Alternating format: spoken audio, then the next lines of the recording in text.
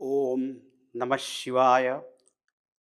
ओम श्रुतिस्मृतिपुराणानाम् आलयं करुणालयं नमामि भगवत्पादशङ्करं लोकशङ्करम्। ओम श्री चिन्मय सद्गुरवे नमः। हरि ओम। हमारे चिंतन का विषय है प्रस्थान त्रय के अनुसार निधिध्यासन। वेदांत का जो प्रस्थान त्रय है वह है उपनिषद, श्रीमद् भगवद गीता और ब्रह्मसूत्र। ब्रह्मसूत्र में उपनिषद और गीता के ही विषयों का विवेचन किया गया है, इसलिए हम उपनिषद और श्रीमद् भगवद गीता के अनुसार इस निधिध्यासन विषय पर विचार करेंगे। बृहदारण्यक उपनिषद का प्रसिद्ध वाक्य है, आत्मा वा अरे श्रोतव्यः मंतव्यः निधिध्यासितव्यः। उसके पूर्व में ऐसा कहा कि आत्मा वा अरे द्रष्टव्यः, आत्मा का दर्शन करना चाहिए। दर्शन आंखों से तो नहीं होने वाला, इसलिए मुंडकोपनिषद में ऐसा कहा, तमेव एकम जानथ आत्मानम। दर्शन से तात्पर्य जानने से है, और इस आत्मदर्शन कहो या आत्मज्ञान कहो, इसके साधन क्या है? तो कहा श्रोतव्यः मंतव्यः निधिध्यासितव्यः। अर्थ यह है कि सबसे पहले आत्मा के विषय में गुरु मुख से वेदांत का श्रवण करना चाहिए। ऐसा श्रवण करने से हमें आत्मस्वरूप का कुछ ज्ञान होगा, क्योंकि जो जीव जन्म लेते हैं यहाँ पे, वो अपने आप को केवल शरीर मानते हैं या कर्म के कर्ता फल के भोक्ता मानते हैं। लेकिन उपनिषद का कहना यह है कि यह जीव का व्यावहारिक रूप तो हो सकता है, लेकिन पारमार्थिक स्वरूप नहीं है। तो इसलिए श्रवण के द्वारा पहले आत्मस्वरूप का ज्ञान प्राप्त करना है कि मैं अजन्मा अविनाशी सच्चिदानंद स्वरूप हूँ।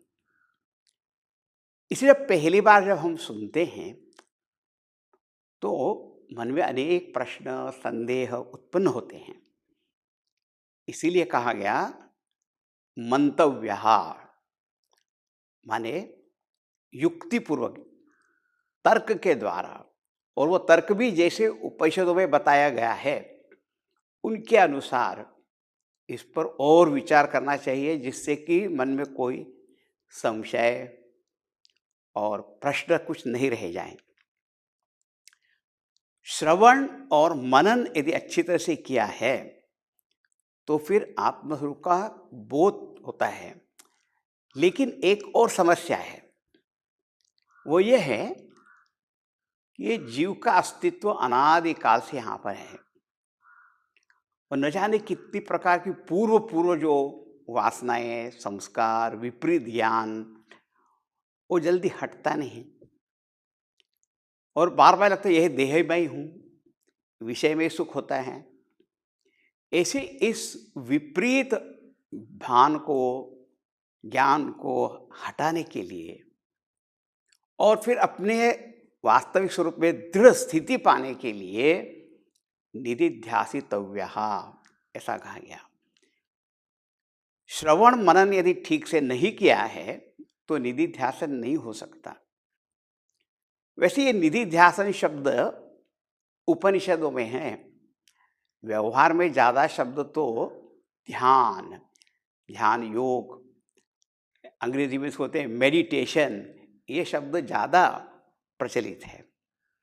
ये निधिध्यासन क्या होता है? पहले कहा कि निधिध्यासा,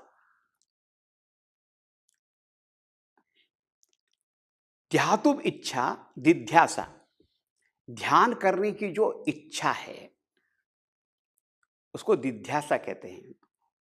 और फिर नी का अर्थ होता है निश्चयेन।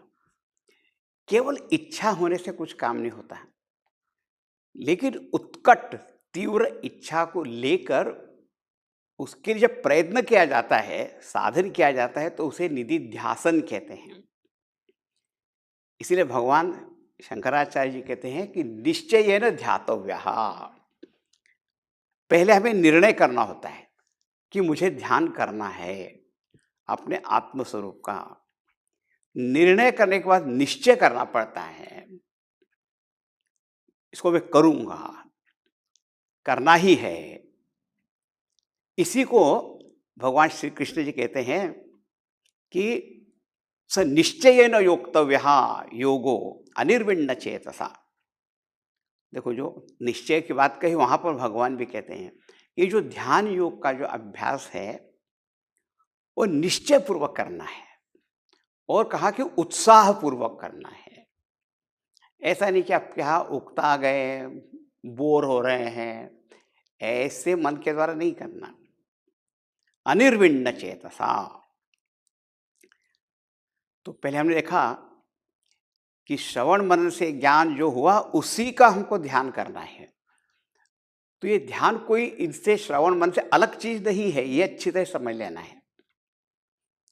और ये जो निधिध्यासन है इसका प्रयोजन भी समझना है कि जो मन की विपरीत भावनाएं हैं उनको दूर करना और अपने शुद्ध सच्चिदानंद स्वरूप में स्थित होना, यह इसका प्रयोजन है, निधिध्यासन का प्रयोजन है। अच्छा, अब इतना जानने के बाद एक प्रश्न आता है कि निधिध्यासन कैसे करें। साधन जो बताया उसका स्वरूप क्या होगा, इसका विस्तार से वर्णन तो उपनिषदों में भी आया है और श्रीमद् भगवद गीता के 6 अध्याय में भी विस्तार से वर्णन आया है। लेकिन उसका सिद्धांत पहले समझते हैं कि ये जो ध्यान साधना है वो क्या है। तो उसके 2 भाग हैं। वो एक तो ये कि जो हमने अपने आप को ऐसा मान लिया है कि ये शरीर मैं हूँ, कर्ता भोक्ता मैं हूँ, अपने मन बुद्धि इनके साथ हमारा जो तादात्म्य हो गया है, तो वहाँ से अपने मन को हटाना। ये मैं नहीं हूँ।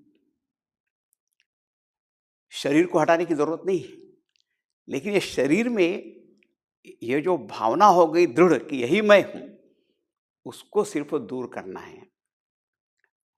और फिर दूसरा पक्ष उसका है कि फिर मैं क्या हूँ, वह अपने स्वरूप का अनुसंधान करना। तो जो मैं नहीं हूँ उसका त्याग, उसका निषेध, और जो मैं हूँ उसका अनुसंधान। भगवान शंकराचार्य जी ने बहुत सुंदर लिखा। सुबह सुबह ध्यान करने के लिए कहा, प्रातः स्मरामि हृदि संस्फुरदात्मतत्त्वम् सच्चित् सुखं परमहंस गतिं तुरीयम् यत् स्वप्न जागर सुषुप्तमवैति नित्यं तद्ब्रह्म निष्कलमहं न च भूत संघः। ऐसे ध्यान करना। प्रातः स्मरामि, सुबह सुबह मैं स्मरण करता हूँ, ध्यान करता हूँ, याद करता हूँ। आप स्मरण उसी का कर सकते हो जिसका आपने पहले ज्ञान प्राप्त किया है। इसीलिए बार बार कहा जाता है कि श्रवण मनन बहुत महत्व का है। कि प्रातः स्मरामि, किसका स्मरण करते हैं? हृदय संस्फुरत आत्मतत्वम, मेरे हृदय में चैतन्य रूप से जो प्रकाशमान है, ऐसे इस आत्मस्वरूप का मैं स्मरण करता हूँ। हृदय संस्फुरत आत्म तत्व। वो कैसा है? सच्चित सुखम, सत्स्वरूप है, नित्य है, कूटस्थ अविकारी, चैतन्य स्वरूप, आनंद स्वरूप, परमहंस गतिम। जो देह भाव से ऊंचे उठ गए हैं, ऐसे परमहंस सन्यासी, ये इनका निरंतर ध्यान करते, यही उनका स्वरूप है, लक्ष्य है। तुरीयम, उपनिषद में कहा चतुर्थम मन्यन्ते। हमें जागृत अवस्था, स्वप्न अवस्था, सुषुप्ति अवस्था पता है। इनकी दृष्टि से इसको चौथा कहा जाता है, लेकिन इससे अलग और दूर नहीं है। तो कैसा कहा? यत् स्वप्न जागर सुषुप्तम अवैति नित्यम। जागृत स्वप्न सुषुप्ति अवस्थाएं आती जाती रहती हैं, लेकिन सबको ये प्रकाशित करने वाला तत्व नित्यम हमेशा है। और इस तत्व में न जागृत है, न स्वप्न है, न सुषुप्ति है। ऐसा यह जो तत्व, आत्म तत्व, तद ब्रह्म निष्कलम अहम, यह आत्म तत्व अनंत स्वरूप जो ब्रह्म है वह मैं हूं। नहीं तो हम क्या सोचते हैं कि ये शरीर है, इसमें मन है, और मन के अंदर कोई छोटी सी आत्मा चमक रही है। ऐसा नहीं।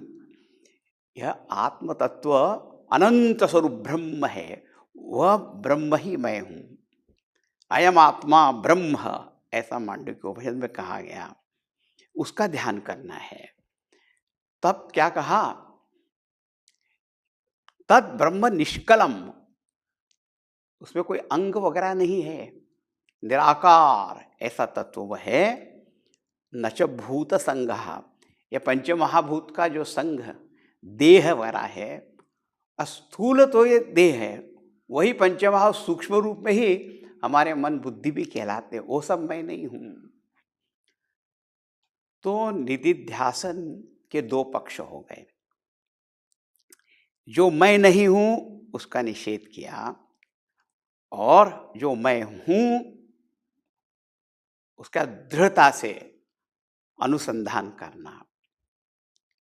इसी उसका एक और भी श्लोक, आत्मशतक या निर्वाण शतक, उसमें भी भगवान भाष्यकार लिखते हैं ना, मनोबुद्धि अहंकार चित्तानि नाहम, न च श्रोत्र जिह्वे न च घ्राण नेत्रे न च व्योम भूमिर्न तेजो न वायु, चिदानंद रूप शिवोहम शिवोहम, चिदानंद रूप शिवोहम शिवोहम।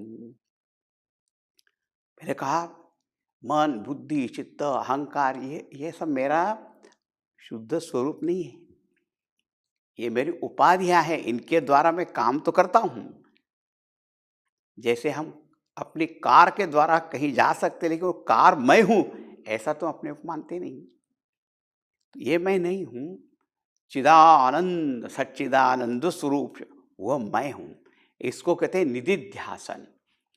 उसमें निर्णय पहले, फिर निश्चय है, और उत्कटता से उत्साह के साथ अपने स्वरूप का अनुसंधान करना है। अब ऐसी साधना करने के लिए जो उपयोगी बातें हैं उनके बारे में भी उपनिषदों में भी कहा और भगवद गीता में भी कहा। क्या कहा? कि जो प्रारंभ के साधक हैं, देखिए जिसको पूर्ण ज्ञान हो गया उसको तो किसी प्रकार के नियम की कोई आवश्यकता ही नहीं रहती है कि कोई एक विशेष समय पे करना है, जगह पे करना है, ऐसा उसके लिए कुछ नहीं होता। लेकिन जो साधक हैं उनके लिए कहा, कैवल्य उपनिषद में कहा कि विविक्त देशे च सुखासनस्थः, एकांत स्थान में जाना चाहिए, सुखासन में बैठो। भगवद गीता में कहा कि रहस्य स्थितः, एकांत में रहना। फिर शुचौ देशे प्रतिष्ठाप्य स्थिरमासनमात्मनः, और ऐसे शुद्ध, स्वच्छ, पवित्र, मन को आनंदित करने वाले ऐसे स्थान में अपने आसन को रखना, उस पे बैठना। अब यदि प्रकृति में ही ऐसा कोई स्थान हो, वो तो बहुत अच्छा है, या हम अपने घर में भी इसके लिए एक कमरा अच्छी तरह से बना सकते हैं, ऐसा वातावरण वहाँ पर उत्पन्न कर सकते हैं और वहाँ पे बैठना है। अच्छा, फिर क्या कहा कि बैठकर करी क्या?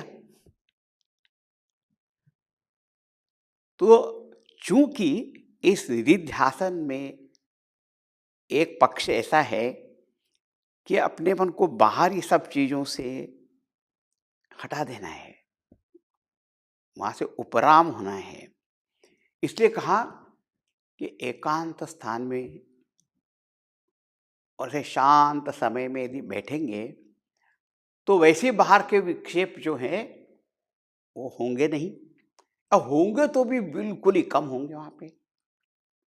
तो इससे हमारा मन बाहर बाहर नहीं जाएगा। ये एक बात हो गई।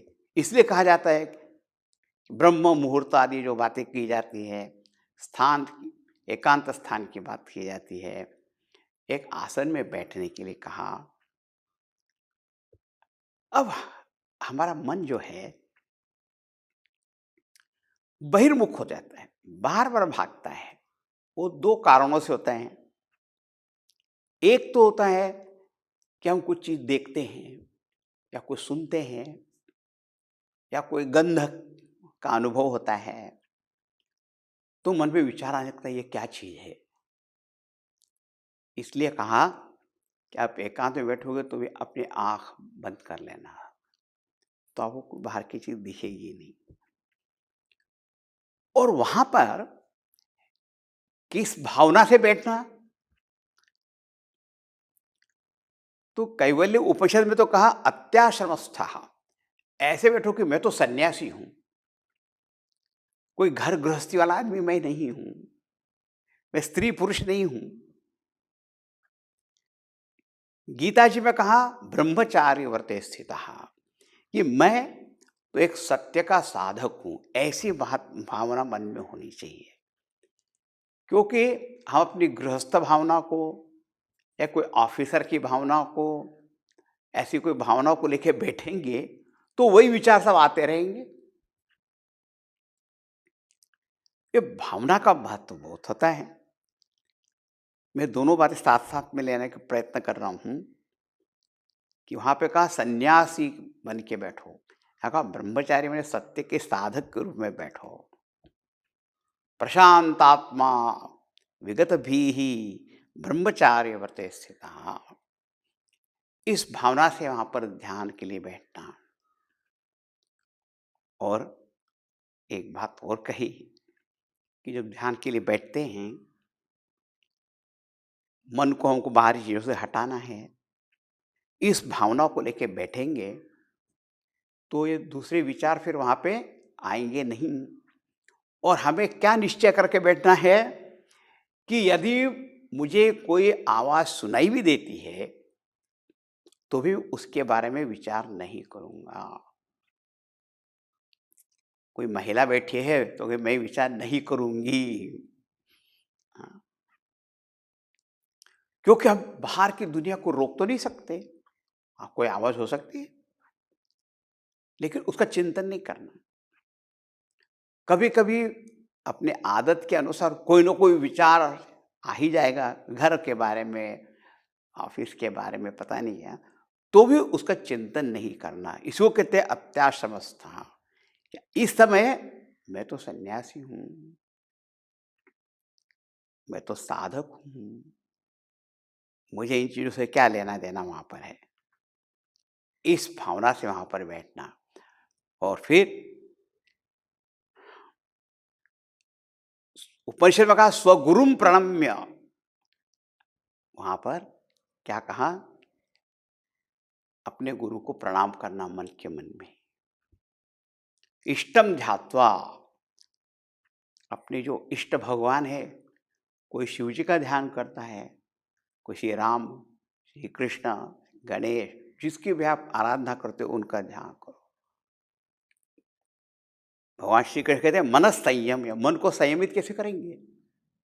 बोले अपने इष्ट का ध्यान करो, गुरु का स्मरण करो, उनकी प्रार्थना करो, उनसे कहो,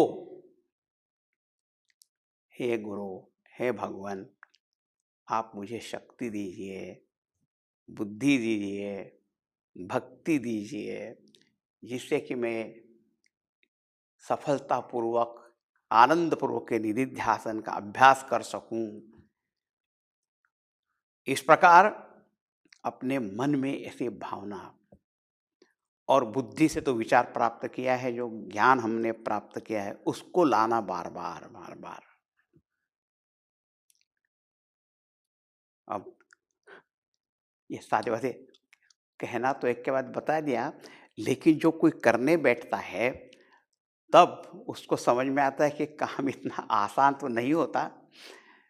हाँ, इसलिए एक बात कही गई है कि यह अभ्यास करने के लिए, हाँ, श्रद्धा भक्ति तो चाहिए, लेकिन धैर्य की आवश्यकता होती है, धीरज, पेशेंस। हमारे पूज्य गुरुदेव स्वामी चिन्मयानंद जी महाराज कहते थे, हेसन स्लोली,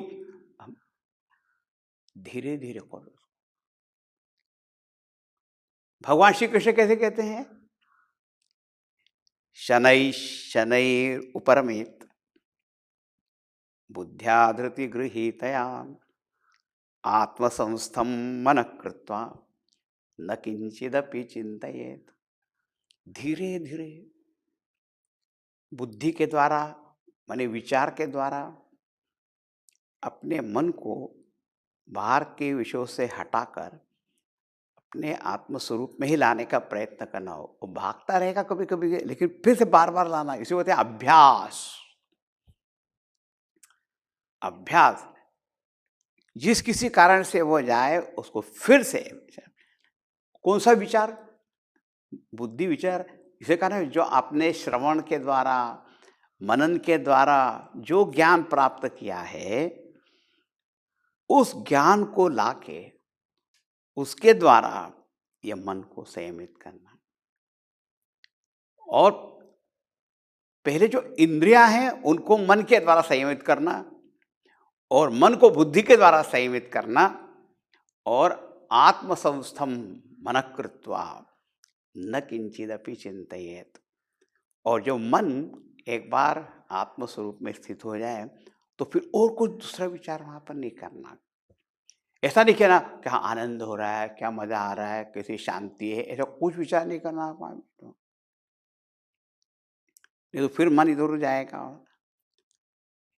तो ये है साधना पक्ष,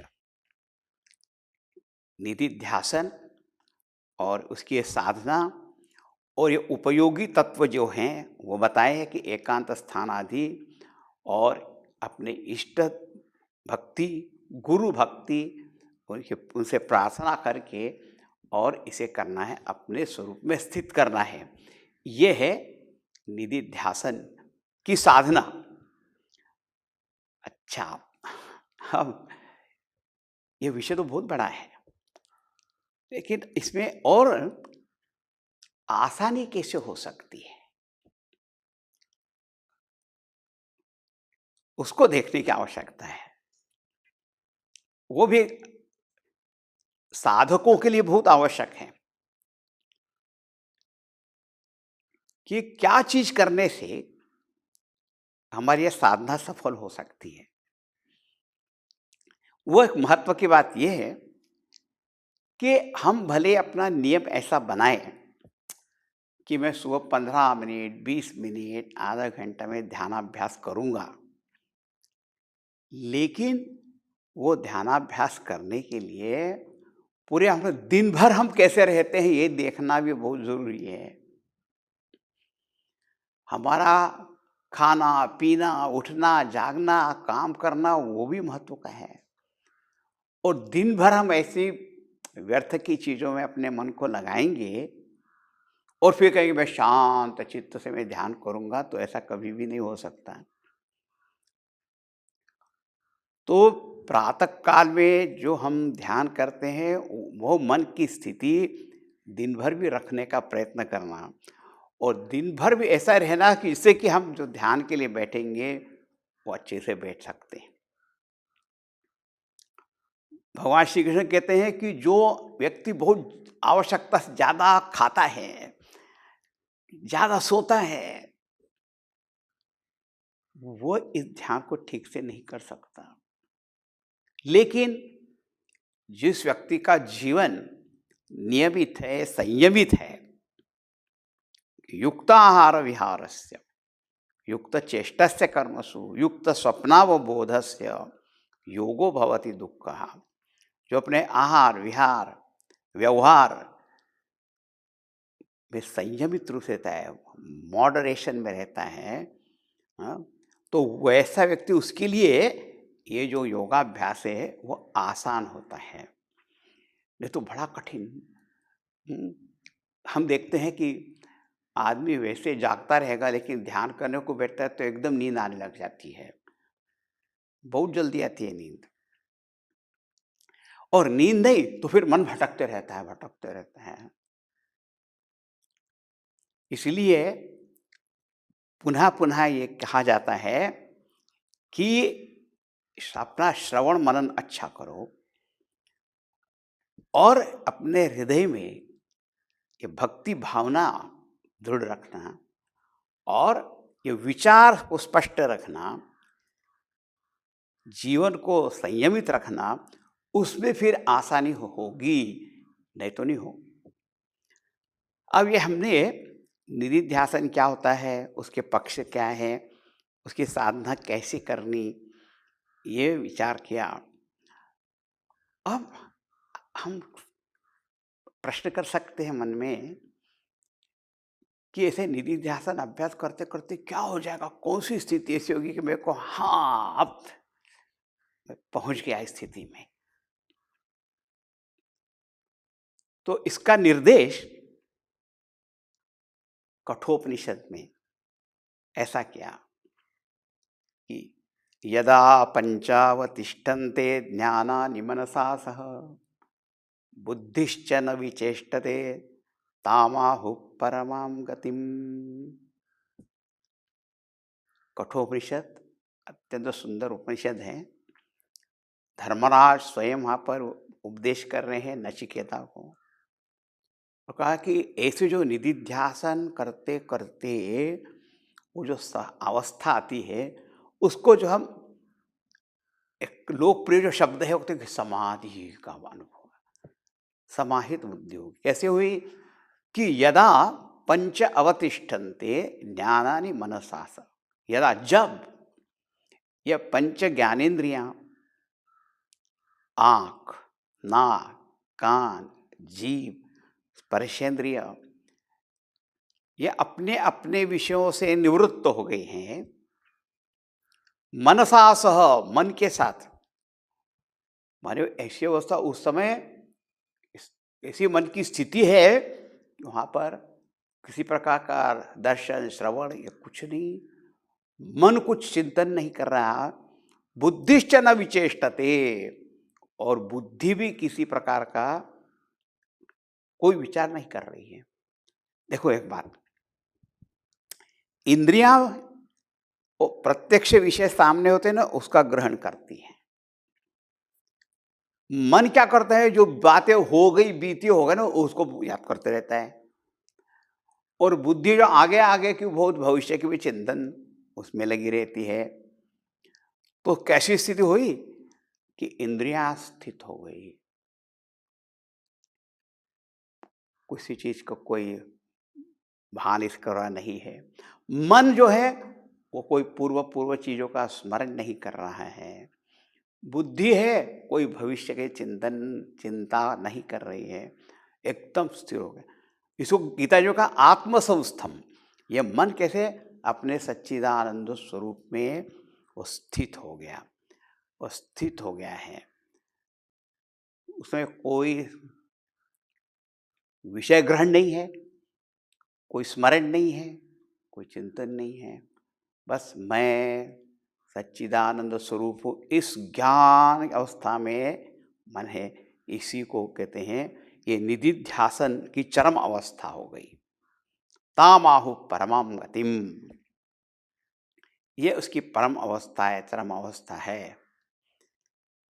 अब यह एक प्रकार की बात हो गई। अब ऐसी बात है कि जिस किसी ने भी इस अवस्था को प्राप्त कर लिया और उसमें वो स्थित भी हो गया, ऐसे ही व्यक्ति को सिद्ध पुरुष कहते हैं, ज्ञानी कहते हैं, योगी कहते हैं, स्थितप्रज्ञ कहते हैं, जीवन मुक्त कहते हैं। फिर ऐसे व्यक्ति को और किसी प्रकार के नियम बंधन किसी प्रकार के नहीं रहते हैं कि सुबह ही उठना है और ये बैठ के करना है, ऐसा कुछ नहीं है। उसके बारे में तो ऐसा कहा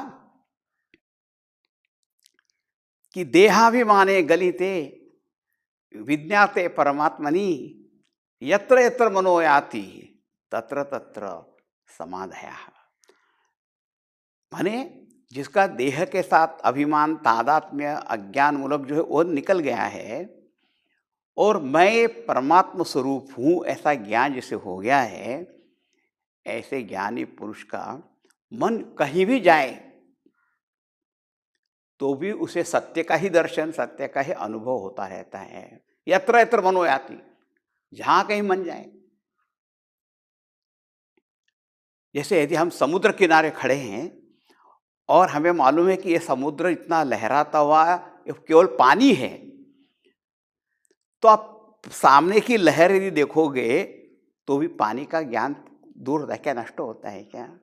या दूर की एक लहर देखिए और दूर से एक लहर आ रही है पूरे, लेकिन फिर भी वो पानी ही है। जहां जहां दृष्टि जाएगी वहां केवल पानी का ही दर्शन होगा। सोने के बने आभूषण आप चाहे जो देखो, लेकिन ये सब सोना है, एक ज्ञान रहता है। तो एक हुई साधना अवस्था, और सिद्ध अवस्था क्या होती है कि मैं तो भी सच्चा आनंद स्वरूप ब्रह्म हूं, अब मुझे और क्या करना है वहां पे, वो मुक्त हो गया। इसको कहते हैं सहज अवस्था। हाँ, इसका तो वर्णन कर ही नहीं सकते। हाँ, इसको समझने के लिए हमें अपने मन को शुद्ध करते रहना है, राग द्वेष वासना से मुक्त करना, श्रवण मनन करना, और जब हम स्वयं निधिध्यासन का अभ्यास करेंगे तब धीरे धीरे बात समझ में आएगी। नहीं तो ज्ञानी पुरुष के लक्षणों को कैसे हम समझेंगे? भगवान रमन महर्षि ने कहा कि तस्य स्थिति भावयितुं क्षम, कहा ज्ञानी पुरुष की जो मन की स्थिति है उसको कौन समझ सकता है? कोई दूसरा ज्ञानी हो वही समझेगा।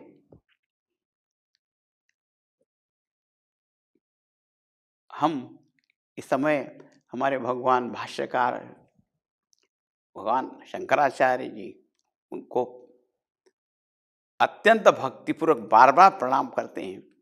क्यों? क्योंकि उन्होंने एक ज्ञान ऐसा हमारे सामने बिल्कुल प्रकट करके रख दिया। उसे कहते हैं हस्त आमल कवत। जैसे हाथ में कोई आंवला रखता है तो कोई एक अंध व्यक्ति भी है तो भी उसको भी संशय नहीं होता, ऐसा एक ज्ञान उन्हें हमारे सामने प्रकट कर दिया है। भाष्य लिख दिए उपनिषदों पर, भगवद गीता पर, ब्रह्मसूत्र पर, और ये सब विषय इतनी सुंदरता से बता दिया। तो ऐसे जो परम सिद्ध भगवान शंकराचार्य जी हैं, उन्होंने जैसे इसे बताया वैसे संक्षेप में यथाशक्ति यथामति मैंने बताने का प्रयत्न किया। यह विषय निधिध्यासन अत्यंत सुंदर विषय है। एक है साधना पक्ष और दूसरा है उसकी सिद्ध अवस्था। उसके बाद में कहा गया कि ऐसे ज्ञानामृतेन तृप्तस्य कृतकृत्यस्य योगिनः न किंचिदस्ति कर्तव्यम अस्ति चेत न स तत्वविद। इस ज्ञानामृत से जो तृप्त हो गया उसे फिर कुछ चीज़ पाने की नहीं रह जाती है, कोई चीज़ करने की बाकी नहीं रह जाती है। और कोई कहे नहीं कुछ बाकी रह गया, इसका मतलब अभी इनको तत्व ज्ञान पूर्ण नहीं हुआ है।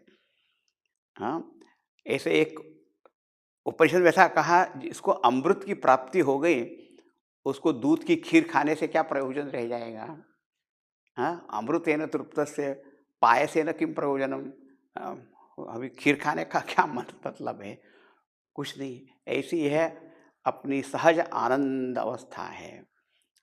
हम ध्यान में हमेशा रमने वाले भगवान शिव जी और भगवान शंकराचार्य जी और इस गुरु शिष्य की परंपरा के सारे गुरुओं को हम नमस्कार करते हैं और उनसे प्रार्थना करते हैं कि वो हम उनके आशीर्वाद हमारे ऊपर बनाए रखें और हम भी इस प्रकार निधि ध्यासन की जो पूर्ण अवस्था है उसको प्राप्त करके हमेशा आनंद में रहें। ओम तत्सत। ओम पूर्णमदः पूर्णमिदं पूर्णात् पूर्णमुदच्यते पूर्णस्य पूर्णमादाय पूर्णमेवावशिष्यते। ओम शांति शांति।